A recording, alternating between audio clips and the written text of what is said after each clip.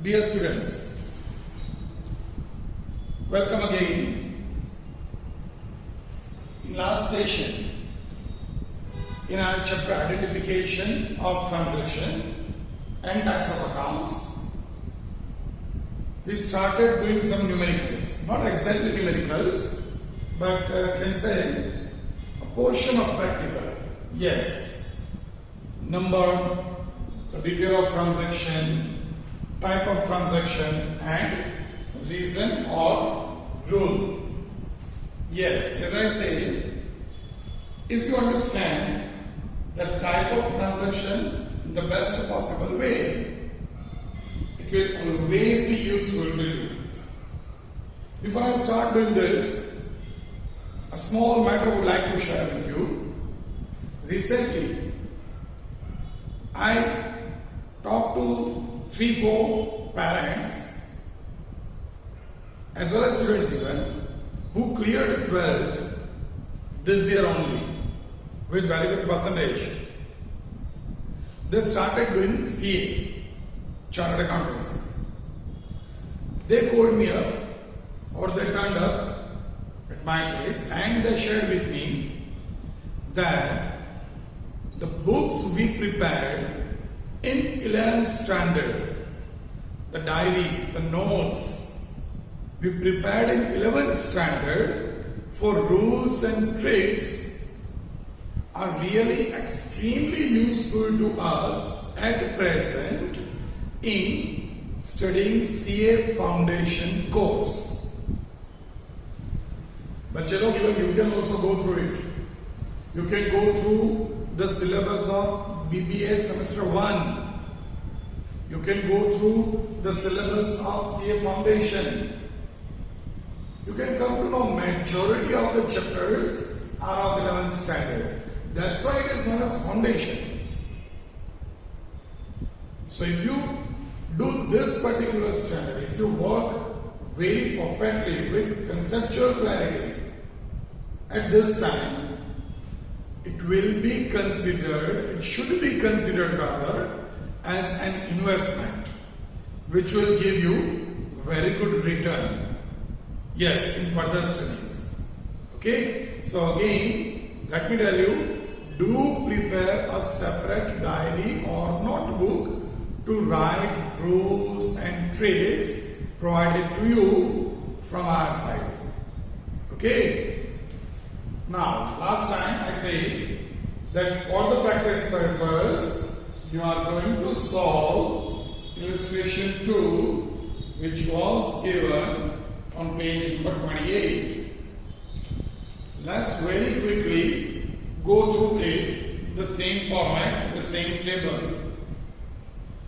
Yeah, just I'm solving the entire one, but quickly, so you can get tally with your answer. And that's why for nearby 15 transaction, I just draw a short format.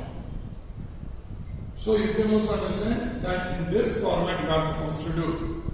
Okay, I'm not going to write each and every transaction over here because actually it was as an assignment. It was your homework. Is that clear? So if you did it properly, you just check it with my answer and make proper corrections if needed. Okay, let's start. First one, goods sold in cash for 500. Goods sold in cash for 500. We can write like this. First, goods sold in cash rupees 500. Here naturally the word cash is given. See, we can apply 2 rules. Party's name is not given. But if I give you the name of party, then also because word cash is given, it's a cash transaction.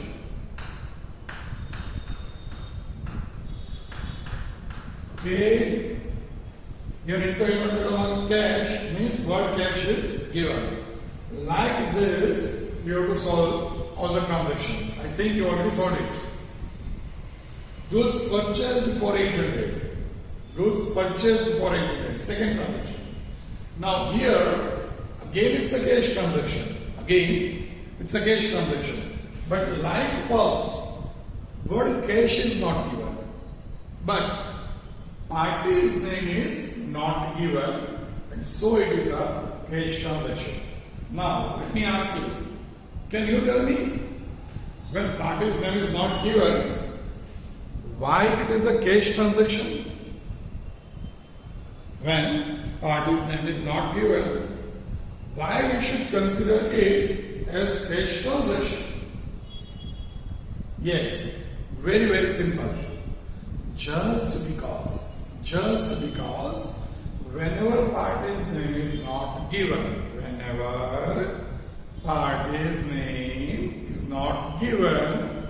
how is it possible to know that to whom we are going to pay or from whom we are going to receive? Listen, if I give you a transaction, goods of rupees 10,000 sold. Only these words. Goods of rupees 10,000 sold. Now naturally we sold to someone. Now if we assume, listen, we are assuming only. If we assume that this is a credit transaction.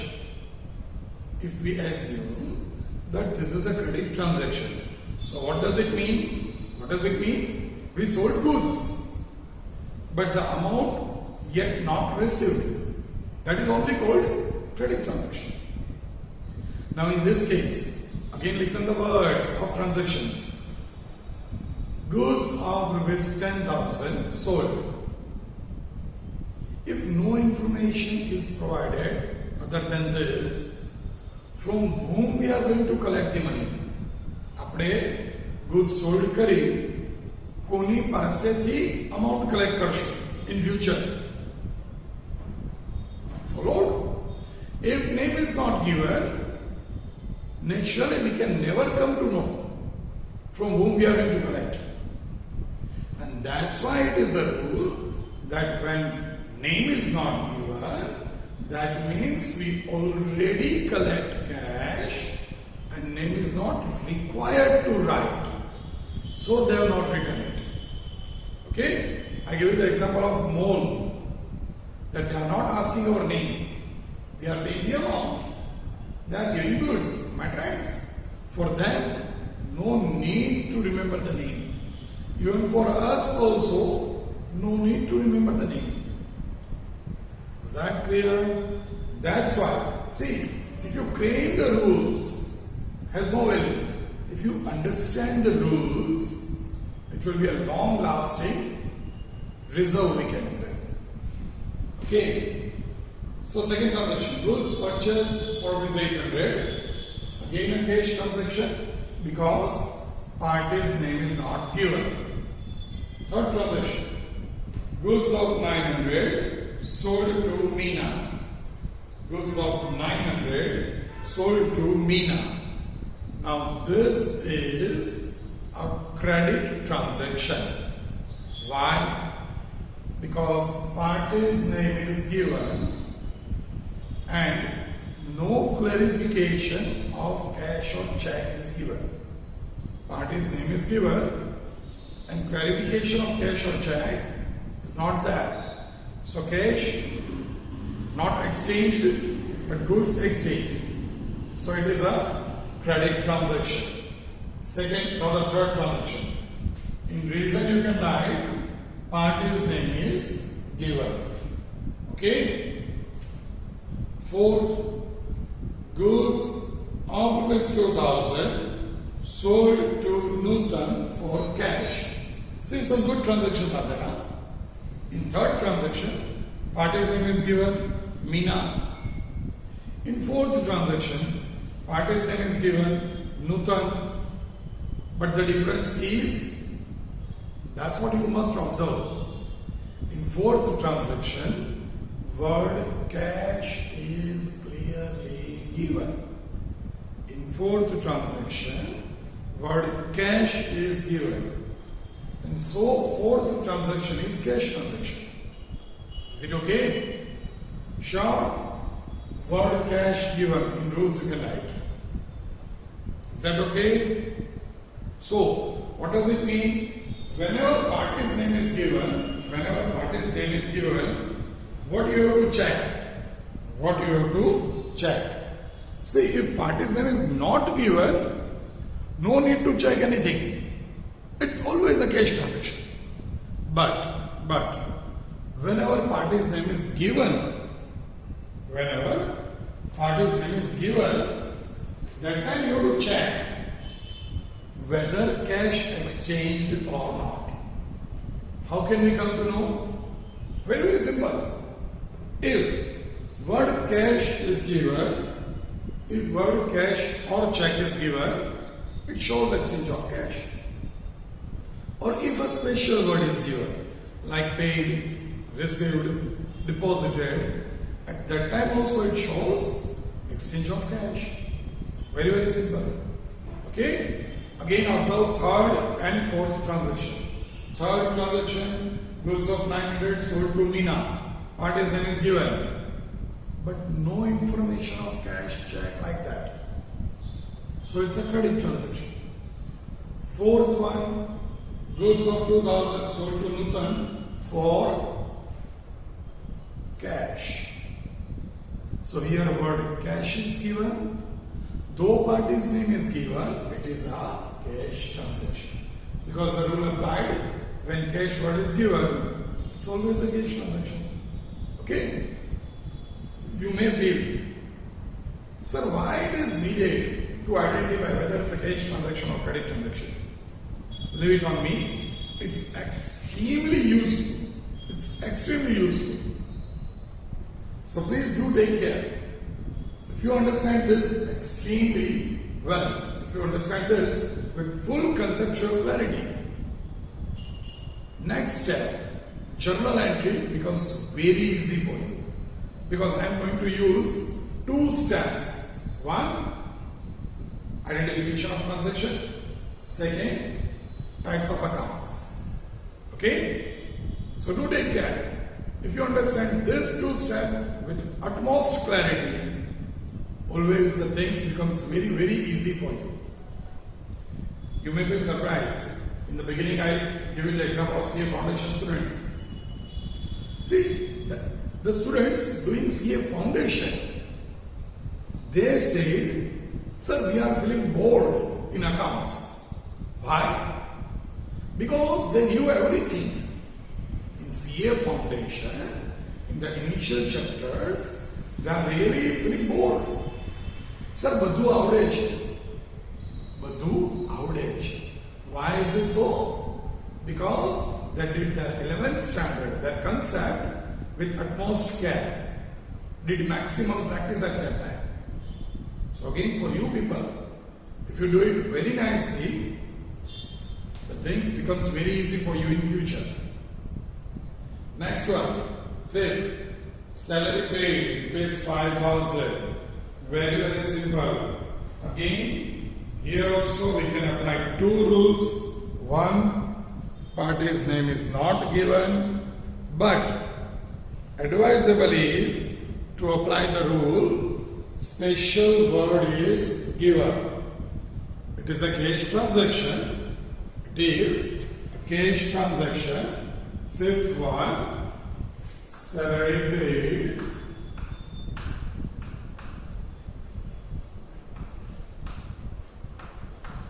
Here, the word paid is given. Okay?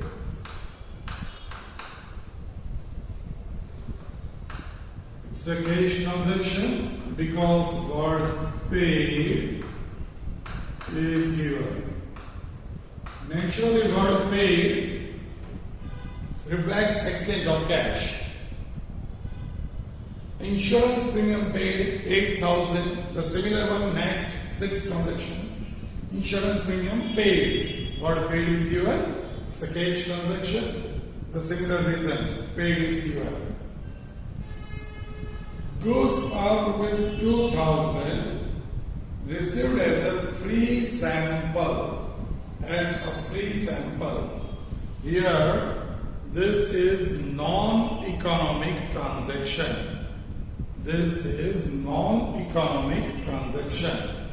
See, you may feel that sir, something exchanged. Yes, exchanged. But if they gave us goods as free sample, are they going to expect cash for that? Then how can they say free sample? समझाइए? If someone is giving goods to us as free sample, how can they expect cash in against of it? And because when expectation of monetary exchange is not there, it is always a non-economic transaction. Okay? If you go to a grocery shop, you purchase oil and say wheat and other so many things, biscuits and so many things you purchased, then non-grocery shop nearby your house. At the end, not because you purchased so many things, but because you know that person, because they know you very well, they gave you, maybe possible, they give you a small packet of papad or khakra, somewhat like that snacks, having approx 3-4 pieces of that snacks. You say that no, I don't want to purchase. The shop owner say, no sir, it's free. તમે ઘરે જઈને test કરજો, નવા આવ્યા છે માર્કેટમાં, it's a free sample. જો ભાવે, if you like it, then come to us and purchase it. For that free sample, they are not going to charge anything. They are not expecting monetary from that free sample. So whenever we received as free sample, again listen carefully, whenever we received as free sample, it does not cost anything to us. આપણને એના માટે 1 રૂપી પણ pad કરવો પડ્યો નથી. And so it is a non-economic transaction. Again, listen carefully. It's a good one, because accounts આપણે જે 1 + 1 2 માનીએ એટલું easy નથી, otherwise any value જ ના રહે. Clear? If, listen carefully, if you received goods as free sample, it is non-economic transaction, because it will not cost us anything. For receiving that free sample, we did not have to pay anything. આપણને કોઈ ખર્ચો થયો નથી. Is it okay? But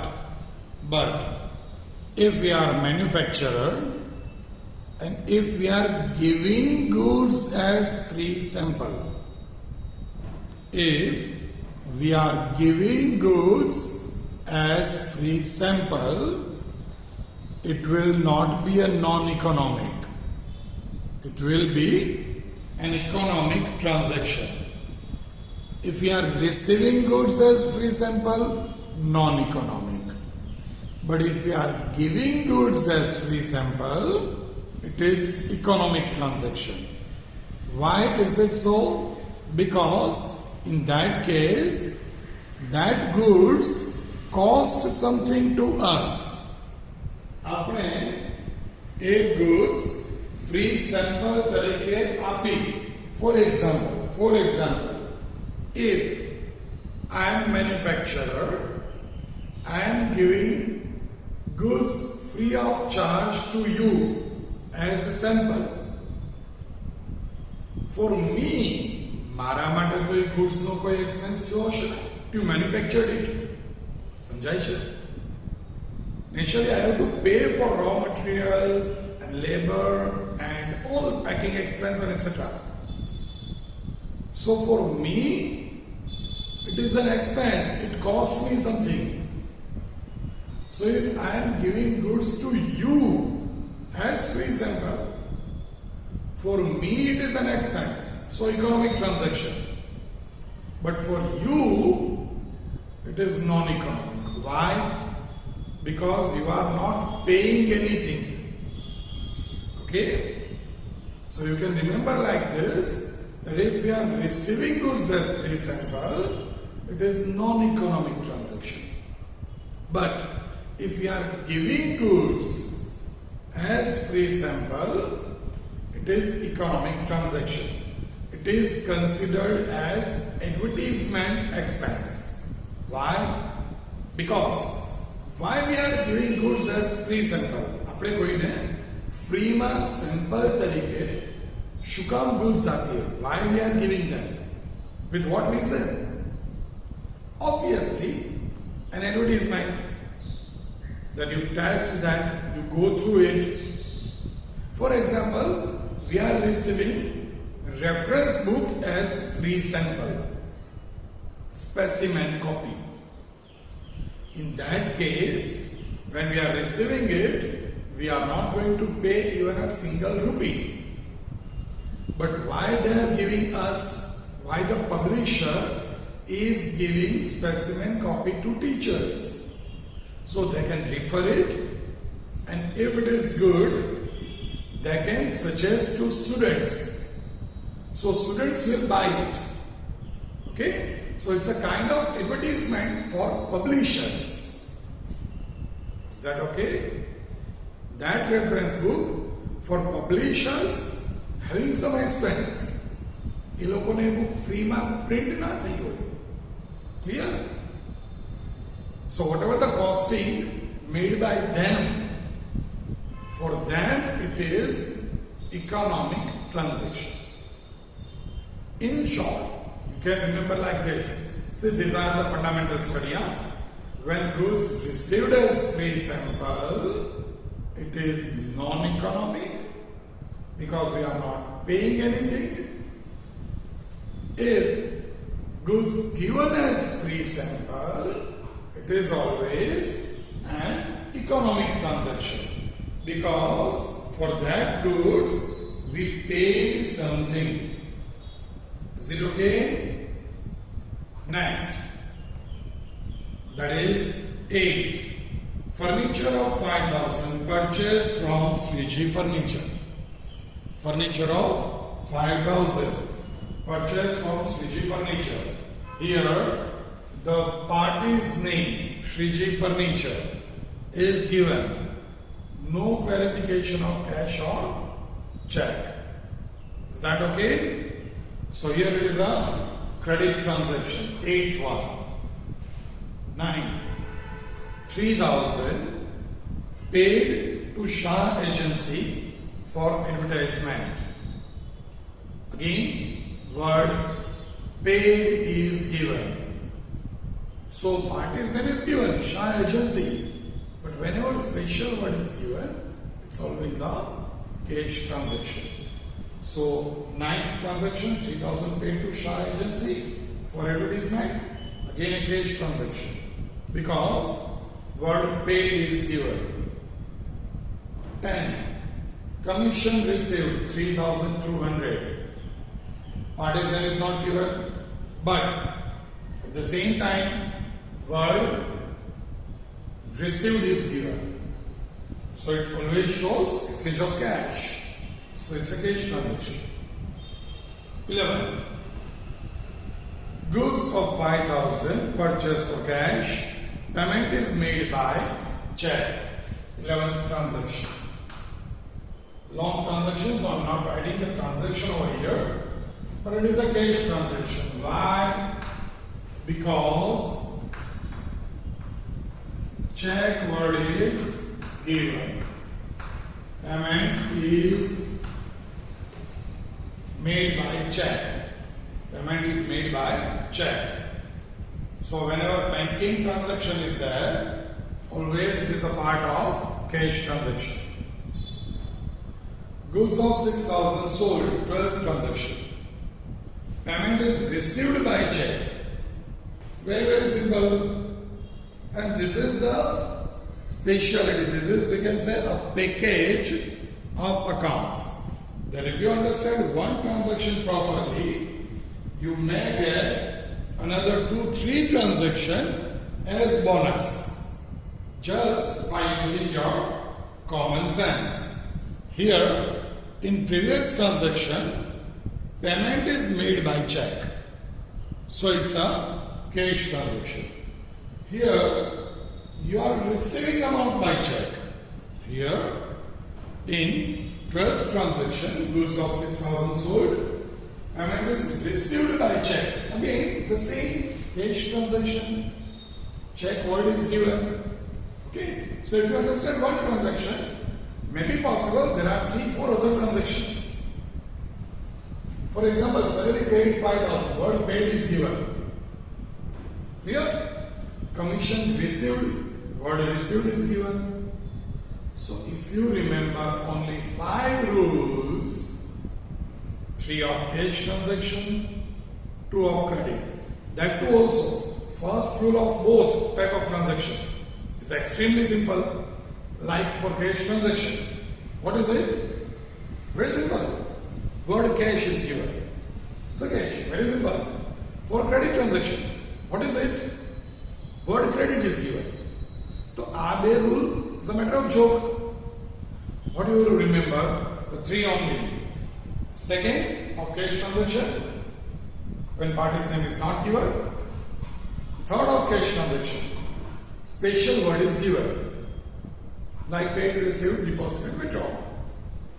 And second of credit transaction, party's name is given and no clarification of cash or check. But if you remember these 3 rules properly, the things will be very easy for you. 13. Rent received by check 500. Rent received by check 500. Here word received is given as well as check is also given. So you can write check word is given, you can write received is given. Both are 100% valid. Okay?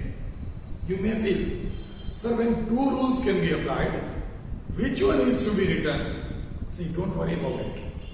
Because in further studies, in further chapters, you are not supposed to write this. Tamara lakhwanu nathi. That word paid is given, check word is given, party's name is given. Tamara lakhwanu nathi. You are going to apply it. You are going to apply it. On the basis of this reason, we are moving forward. Okay? So if 2 rules are applied, you are not supposed to write. So why to think such thing? That sir, if 2 rules are applied, which one is to be? Because you are not going to write anything. You are going to apply it. And which one is to be applied? Anyone, like in this transaction, rent received by check. If you apply word received, it's a cash transaction. If you apply word check, it's a cash transaction.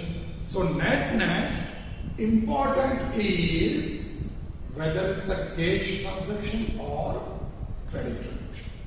Okay? Next, 14. Telephone bill is 700, paid by check.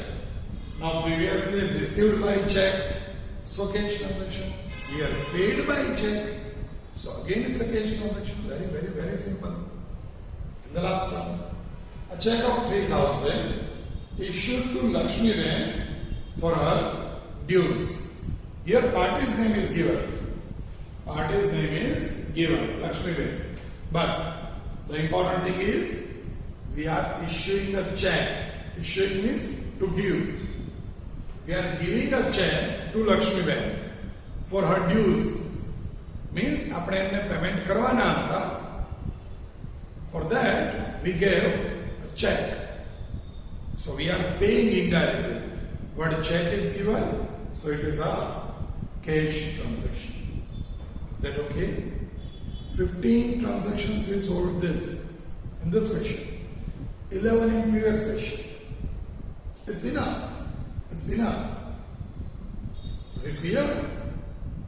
Now, I'm not going to ask you physically, but if all 15 are correct from your end, if you completed the work in time, and now if you are telling if all 15 are correct, must be tap yourself. You must appreciate yourself.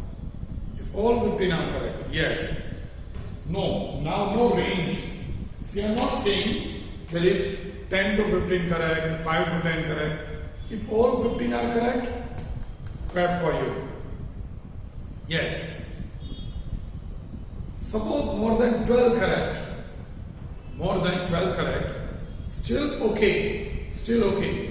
Because 80% correct. But if less than 12 or 10 correct and 5, 7 wrong, do work hard. Do proper revision. Because we are not going to continue this topic for 3-4 sessions. Even in this session only we are moving forward. Again I am telling you, it's very important to understand the type of transaction. After 4 sessions, 3-4 sessions, when I start practical questions, and at that time when I want a column type of transaction, at that time I am not going to discuss every time this rule is that, this no. At that time I am going to write this is a cash transaction. Why is it so? You must understand it. We are going to apply the rules. So again I am telling you, for you, this is first time, 11th is first time. You can ask to your senior ones. If you don't, you can have faith on me, but do work extraordinarily for this topic. Within near future, you can come to know that yes, sir was 101% correct. It's very useful to us. Okay, clear? You can frame your own transactions very simply. Received, they give received commission. You can write received rent. They said salary paid. You can write telephone bill paid. So many things you can. Prepare your own transactions, solve it in this table, but not in classwork. You can do it in rough work, not in that diary also. In diary, you are not supposed to do anything. You write the rules of cash and credit transaction with examples, which we did before 2-3 sessions. Okay? So here, I stopped for this topic. Next, that is voucher. We already studied voucher in terminology. Yes. What do we mean by voucher? What do we mean by voucher? It's a written or printed evidence of an economic transaction. Not cash transaction, of an economic transaction. Economic transaction means what? Something exchanged and monetary exchange is expected for it. Okay? It is economic transaction. So here, voucher, very simple. What they say in textbook, not in terminology. I'm talking about chapter 2. The pillar of accounting is voucher. Why they say pillar? Because if you remember, the step to write accounting book, in my first step was voucher. That's why they say pillar. Okay? Voucher is a written document of business transaction. The nature of transaction is determined through voucher. See, first step was voucher. Second step was identification of transaction. That's why today in this session we are going to discuss this in short. Which types of voucher are there? Because from this you can come to know whether it's a cash transaction or credit transaction. Okay? So nature of transaction can be easily understood from the voucher. Different type of transactions, different type of vouchers are there. A voucher is used as written and authentic evidence You can use voucher as an evidence, as a proof if legal matter arises. Okay? Court always demands for an evidence. And you can give voucher, you can use voucher as an evidence. Because it is in written or printed form. Clear? Now, let's go through the types of voucher. First, sales bill. What do we mean by sales bill? Very simple. Whenever we sold the goods, the bill we prepared, is known as sales bill. Very simple. Purchase bill. Now suppose I sold goods to you. So I am going to prepare a bill because I am selling the goods. For me, it is sales bill. For me. The same bill for you, it is a purchase bill. Because you are purchasing the goods. Is that clear? For both the parties, for seller and for purchaser, the common document is there. Because while purchasing, the purchaser is not going to prepare the bill. Seller is going to prepare the bill. So for seller, it is known as sales bill. For purchaser, it is known as purchase bill. Okay? Now two important, very important. Credit note, debit note. What do we mean by credit note? What do we mean by debit note? Credit note is nothing else, a documentary evidence, a documentary voucher we are giving in case of sales return. In case of sales return. Yes. If I sold goods to you, first sales bill. Okay? For you it is purchase bill. Clear up to this? Now due to any reason, I sold goods to you worth rupees 10,000. So we prepared a bill of 10,000. Okay? Now, out of that 10,000, goods of 2,000 was not according to the agreement. You give me an order to provide goods. I sold goods to you. But out of that 10,000, 2,000 goods are damaged condition or somewhat like that. So you return it to me.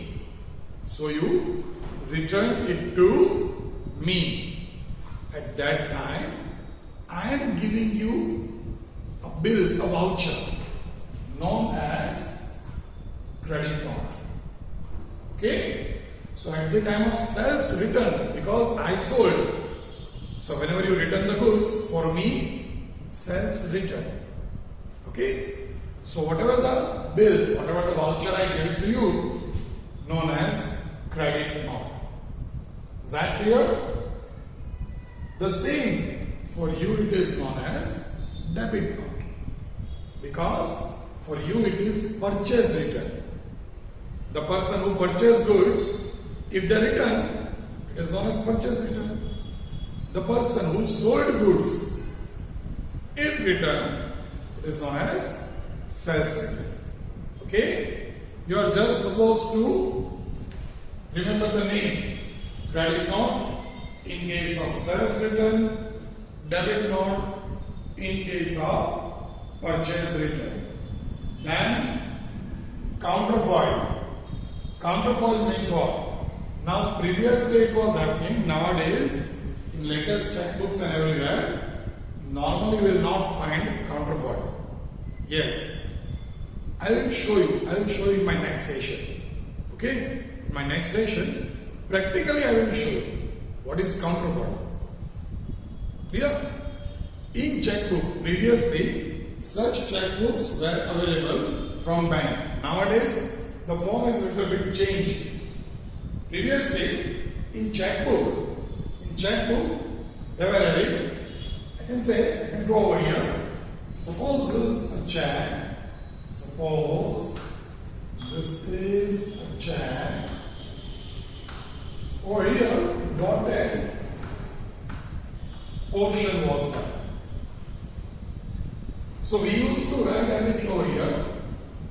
The same thing we used to write over here in small letters, in short. Now what bank used to do, I will show you practically, don't worry. What bank used to do, when you represent this at bank will tear from this portion,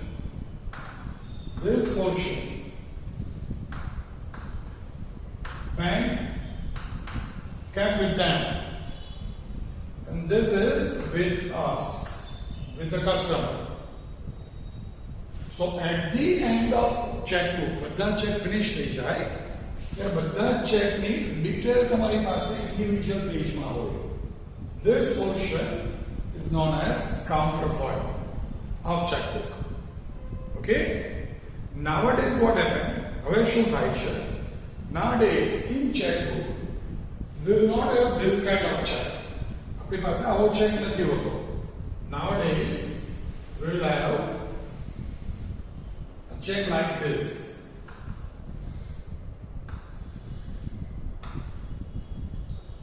Bank will take the entire page.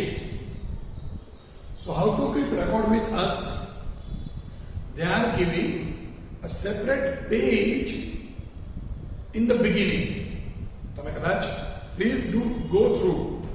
You just request your parents to show a checkbook to you. Tell them it's in our study. Okay? They will show you. I will also show you in next lecture. Then show. They will show you. In the beginning, they give a page in which the columns like serial number, check number, amount, details, debit, credit, all such things are given. In checkbook, if you are having 20 checks, then they will give you one page in the beginning in which 10 columns are there. So you can write for 10 checks. After 10 checks, again they give you a page for remaining 10 checks. So I can write check number 1, serial number 1, check number so and so, amount, whatever the amount in check, and detail for which I give a check. Okay? So at the end of checkbook, in my checkbook, I am having only 2 pages left. That too in the beginning and in the middle. 1 to 10 checks, information is the first page. 11 to 20 check, information is in second page. Okay? Nowadays it is like that. But previously counterfoil was happening. Okay? Now, next one. Paying slip. Now here again, even today in banks, for paying slip, you are always having a counterfoil. I will show this also tomorrow in my next lecture. Okay? It is similar like check. Suppose paying slip, it is acknowledged like this. Small portion attached to this. Here you are writing everything. The same you are writing in short over here. The same detail. This portion kept by bank. They tear it and take it with them. This will with you. This will be with you. So your accountant would like to record the things. He will keep this and will write everything on the basis of this. This is what counterfoil of paying slip. Paying slip means when we want to deposit check or amount in bank. When we want to deposit cash or check in bank, we have to fill this slip. That is known as pay-in slip. Okay? Please take care. You are the student of commerce. So you must understand nowadays, you must have some practical knowledge. If you don't have, please request your parents also to give little bit knowledge, because I'm damn sure they are expert of all such banking transactions. Clear? Good. Next one. Wherever is it? Receipt issued and receipt received. Very simple. No need to discuss much about it. Written certificate of amount received For example, whenever you are paying fees, we are issuing receipt. અમે તમને receipt આપીએ છીએ. So that is receipt issued. Okay? Because we are receiving amount. જે amount receive કરે એ receipt issue કરે. Receipt given and receipt received. That is written evidence for amount paid. You are paying amount as fees and you are receiving receipt of it. Is it okay? Very, very simple. At the end, expense bill, very simple. If you are paying electricity bill, if you are paying telephone bill, that is nothing else an evidence of expense paid by check or cash or whatever it is.